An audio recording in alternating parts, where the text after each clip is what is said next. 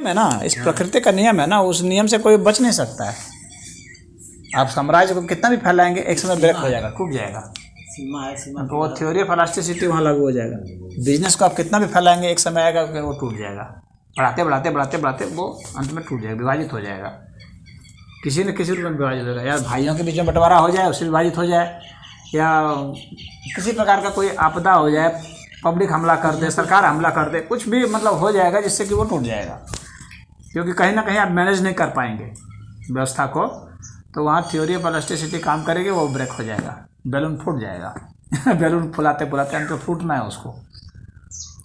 इस चीज़ को सबको समझ लेना चाहिए। हाँ, तुम लोगों ने फैलाया लेकिन वो ढांचा नहीं फैलाया, वो क्वालिटी नहीं फैलाई। हम लोग का बिजनेस मात क्यों खाया? स्कूल का क्वालिटी नहीं फैलाई, स्कूल की क्वालिटी वैसे नहीं बना पाए जो कि कम्पीट कर सके। समझ रहे हो बात को? खाली तुमने ढांचा अगर खड़ा कर दिया लेकिन उसके भीतर में वो उस ढांचे के भीतर जो होना है वह नहीं कर पाए तो उसको टूट जाना है। हम बिल्डिंग बना दें उसमें पढ़ाई बेकार हो, बहुत बड़ा हॉस्पिटल बना दें उसमें डॉक्टर नहीं हो ढंग के, तो लोग डॉक्टर से नहीं इलाज कराने आएंगे कि बिल्डिंग को क्या चाटेंगे क्या। वहाँ जो चिकित्सक है वो इलाज करेगा, वहाँ जो टीचर है वो जो पढ़ाएगा उसकी क्वालिटी पर तो होता है, उसके अंदर क्या हो रहा है उसका डिफेक्ट पड़ेगा। हाँ, आप ढांचा तो खड़ा कर सकते हैं। अब बहुत बड़ा कारखाना बना दिया, उसमें बेकार मजदूर सब हैं जिनको कुछ आता जाता नहीं, बेकार इंजीनियर है जिनको कुछ आता जाता नहीं, तो वो कारखाना चलेगा? वो प्रोडक्ट क्या बनाएगी कंपनी? तो इसीलिए क्वालिटी हर समय आप बढ़ाते रहेंगे, उसमें जो काम करने वाले लोग हैं तो वो बढ़ेंगे। क्वालिटी तब बढ़ेगी जब आप उसको नोट देंगे, ये भी जान लीजिए।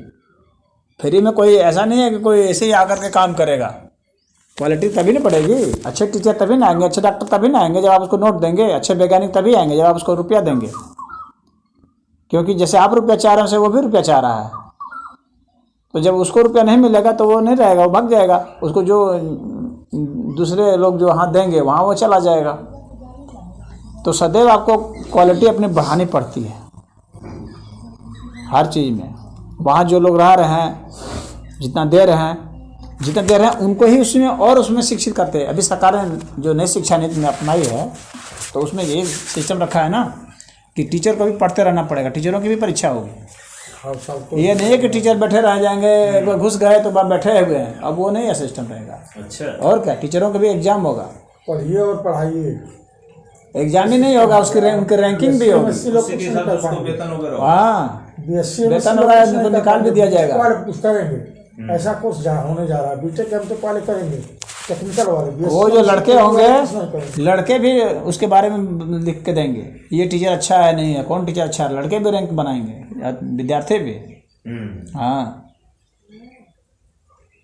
तो आपको सदैव क्वालिटी बढ़ानी है, तभी आप बेहतर बना सकते हैं, तभी फैला सकते हैं, ऐसे नहीं फैला सकते। कृत्रिम रूप से जो फैलाना था ना, वो कृत्रिम रूप से वो फैला करके ज़्यादा विकास नहीं किया सकता है, फ्लॉप हो जाएगा। अभी यहाँ का जो सिस्टम भारत में था ना, वो सिस्टम था वितरण के आधार पर, वितरण के आधार पर, समझ रहे हो? वितरण पर ज़्यादा जोर था, यानी बंटवारा, फ्री में ये ले लो, फ्री में वो ले लो, फ्री में वो, लेकिन वो आएगा कहाँ से? उसके ऊपर कोई सोच ही नहीं थी। आप फ्री में राशन दे रहे हैं, नौकरी दे रहे हैं, काम मत करो, सबको दे रहे हैं कि नौकरी दो और काम मत करो, तो वो अब वो आएगा कहाँ से? सवाल तो ये उठता है ना, सरकार कहाँ से लाएगी उसको? सरकार तो आप ही का टैक्स लेती है, और आप जब उत्पादन नहीं कर रहे हैं तो फिर कहाँ से होगा? ज़्यादा उत्पादन होगा, ज़्यादा टैक्स आएगा। हाँ, उत्पादन होगा तभी ना होगा। आप फ्री में सबको राशन दे रहे हैं, किसान उपजाएंगे तभी तो आप पैसा दे पाएंगे उनको, अनाज या धन जो भी देना चाहते हैं बेच करके या जैसे भी। तो कहने का मतलब यही है कि कोई भी सिस्टम जो है उत्पादन और वितरण के समन्वय से चलता है। अगर आप खाली वितरण कर रहे हैं और उत्पादन नहीं करा रहे हैं तो नहीं चलेगा। तुम्हारे घर में अगर कहीं उत्पादन नहीं करो, खाली खर्चा करो, तो कब चलेगा? नहीं। तो खाली खर्चा वाला सिस्टम लगाए हुए हैं, सबको दिए हुए हैं, हाई फाई गाड़ी सबको दे रहे हैं, ये दे रहे हैं, वो दे रहे हैं, और उत्पादन कुछ नहीं। तो जो अब तक जो सरकारें थी, वो सरकारें जो है खाली वितरण पर जोर दिए हुए थे, जिसको ये लोग सोशलिस्टिक सिस्टम कहते थे, समाजवाद का सिस्टम। तो ये समाजवाद का सिस्टम यहाँ पर इसलिए फेल हो जाता है। और ऐसा सिस्टम जिसमें खाली उत्पादन हो और हम दे ही नहीं, खाली जमा रखें, वो सिस्टम भी फेल हो जाएगा। जैसे कि खाली खाली अनाज सब अपना उत्पादन करते रहें, घर में ठूसते रहें, तो क्या होगा? अंत में अनाज सड़ जाएगा ना। व्यापार होना चाहिए। तो वो जो है उसका वितरण भी होना चाहिए, उसको वो फैलना भी चाहिए, बिकना भी चाहिए। हाँ, तो जब दोनों होगा, हम सांस खाली भरें और छोड़े नहीं तो वो मर जाएंगे, और सांस खाली छोड़ें और भरे नहीं तो मर जाएंगे। ये दोनों सिस्टम चलता रहता है, सांस भरना सांस निकालना, ये प्रकृति का सिस्टम है। तो आप उत्पादन कर रहे हैं, वितरण कर रहे हैं, उत्पादन कर रहे हैं, वितरण कर रहे हैं, इस तरीके से ये साइकिल रूप से चलता रहता है, तब यहाँ जीवन चक्र चलता है। तो जो भी मॉडल ऐसा बनता है जिसमें उत्पादन भी होता है और वितरण भी होता है, वही मॉडल सफल होता है। और जो भी अर्थव्यवस्था देश की ऐसी बनेगी या किसी भी घर की या कहीं भी, तो फेल। अधिकतर लोग क्या करते हैं, दिखावे में बहुत घर में खर्च करते हैं। हाँ, तो वो क्या खर्च बढ़ा दिए तो भाई उसके घर के दिवालिया निकल जाएगा कुछ समय में, फिर उसको वो बेच करके वो करना पड़ता है। जैसे अभी बता रहा था ना कि ज़मीन बेचनी पड़ रही। ज़मीन क्यों बेचनी पड़ी? क्योंकि आपने ऐसा अनावश्यक काम कर दिया जिसकी कोई ज़रूरत नहीं थी। आपने अपने उसको देख करके कि हमारी क्षमता क्या है, अपनी क्षमता को देख करके इन्हें बजट बना के खर्च किया जाता है। हमारी क्षमता कम है और हम ज़्यादा खर्च कर रहे हैं, अनाप शनाप में खर्च कर रहे हैं, बेबुद्धि का खर्च कर रहे हैं, ऐसी जगह पैसा लगा रहे हैं, सोच रहे हैं कि जहाँ से पैसा आएगा बिना अध्ययन किए हुए वो पैसा फंस जाएगा। वो पैसा क्या आएगा, जो पैसा लगाया वो भी डूब जाएगा। तो उत्पादन होना तो दूर की बात रही, वो खर्च में चला जाएगा, और इस तरह से आदमी कंगाल हो जाता है। कितने लोग हैं ऐसी जगह पर पैसा फंसा देते हैं, कोई कंपनी में लगा दिया, कोई ऐसे बहुत सारी पूंजी कंपनियां चलती हैं कि इसमें आएगा, अरे 2 साल में डबल देंगे, 2 साल में डबल देंगे, 3 साल में डबल देंगे, लगा करके अंत में पैसा कमा बैठते हैं। तो ये पूंजी स्कीम वाली बहुत कंपनियां आती हैं। तो इसीलिए आदमी को बहुत बुद्धिमत्तापूर्ण अपना धन का इन्वेस्टमेंट करना चाहिए। जहाँ किए हैं फिर उसको वहाँ कैसे ग्रो होगा उसके विषय में विचार करना चाहिए। और कोई भी मॉडल जो होता है ना, एक टाइम फ्रेम से चलता है, ये भी समझ लो। एक हर एक चीज़ का एक समय सीमा होती है, एक युग होता है, एक कालखंड होता है। उस कालखंड में कोई चीज़ तुमको लगता है कि बढ़ रही है, जैसे कि उदाहरण के लिए हर एक का एक जीवन काल होता है ना, तो लगेगा कि बढ़ रही है, और बढ़ रही है तो उसमें तुमने पैसा लगा दिया, लेकिन वो जो बढ़ रही थी तो पता चला कि वो बढ़ने की सीमा पर पहुंच गई है। अब तुमने वहां पर पैसा लगा दिया, अब उसको टूटना है। और जब वो बढ़ रही थी तो शुरुआत में जो लोग लगाए थे बढ़ने वाले, तो वे होशियार थे, वे जानते थे कि ये बढ़ेगी, क्योंकि उनका कैलकुलेशन था सही। लेकिन बाद में जो देखा देखी लगाते हैं कि अब तो ये बहुत बढ़ रही है, उनको नहीं पता कि ये बढ़ने की सीमा पर पहुंच गई, बैलून इतना फुला दिया गया क्या फूटने वाला है ये, तब हम पूछे था वो फट जाएगा। अधिकतर आम आदमी जो होता है वो लास्ट में इन्वेस्ट करता है।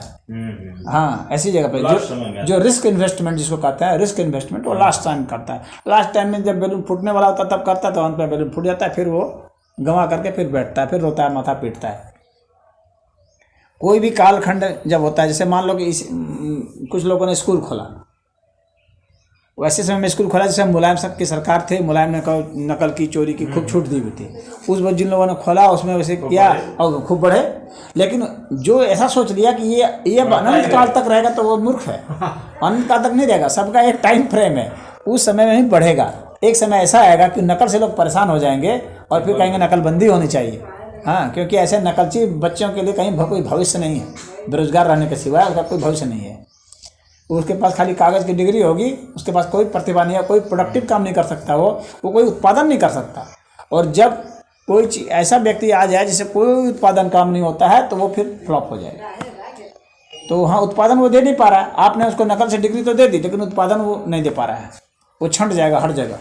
हाँ, अब घूस घास करके इधर उधर करके वो अगर वहाँ चला जाए, नौकरी में घुस जाए, तो फिर सरकार के लिए सिर दर्द होगा, सरकार भी ऐसे को निकालेगी।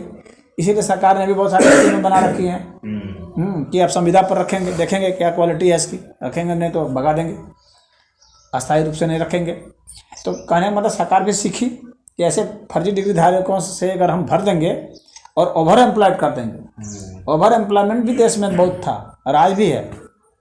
जहाँ जरूरत नहीं है लोगों की, 5 आदमी की जरूरत है, वहाँ 50 आदमी रख दिए गए, इसलिए कि अरे भलाई होगी। अरे भलाई कैसे होगी उससे भाई? उससे तुम 10 आदमी की भलाई कर रहे हो और इतने पूरे देश के ऊपर बजट भार डाल दिए हो, महंगाई बढ़ जाएगी इतनी। आखिर वो पैसा कहाँ से आएगा? लोगों से के ऊपर ही तो आएगा, टैक्स लोगों के ऊपर बढ़ेगा कि उतने लोगों को हमको तनख्वाह देनी है, तो तनख्वाह हम कैसे देंगे? लोगों के ऊपर टैक्स बढ़ाएंगे, महंगाई बढ़ जाएगी, लोग मारे मारे फिरेंगे, चिल्लाएंगे लोग।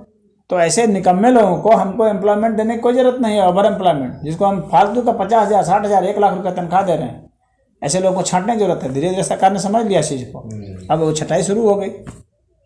जितना काम का है उतना ही आदमी रखो, फालतू आदमी कैसे रख सकते हो तुम? क्योंकि वो अर्थशास्त्र का नियम मानता ही नहीं है उस चीज़ को। तो अर्थशास्त्र के नियम से चलेंगे तभी चलेंगे।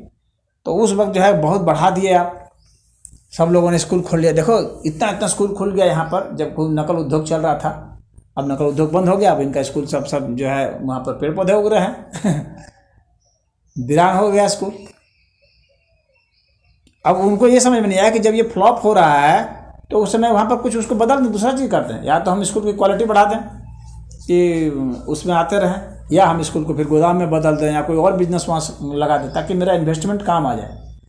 और जो इसी आशा में बैठे रह गए कि अरे फिर कभी नकल होगा, हाँ बदलेगी, फिर सरकार बदलेगी, फिर चोरी होगी, हाँ फिर ऐसा अगर सोच रहे हैं तो वो वैसा नहीं होता है। उस सबका एक फेज होता है, जमाना होता है। अब सरकार बदलेगी भी ना कोई, तो वैसा नहीं होगा कि यार नकल की छूट नहीं दी, क्योंकि अब उसके सारे देख लिए गए हैं कि उसका कुप्रभाव क्या है, और वो ज़माना उससे आगे चुका है। अब ज़माना वो उससे पीछे नहीं लौटेगा। ये एक खासियत होती है, क्योंकि इतिहास से आदमी सीख लेता है ना, सीखने के बाद फिर पीछे नहीं लौटता जिन बुरी चीज़ों में। सभ्य समाज की यही निशानी होती है, और अगर लौट जाता है इसका मतलब वो समाज नाश को प्राप्त होने वाला है।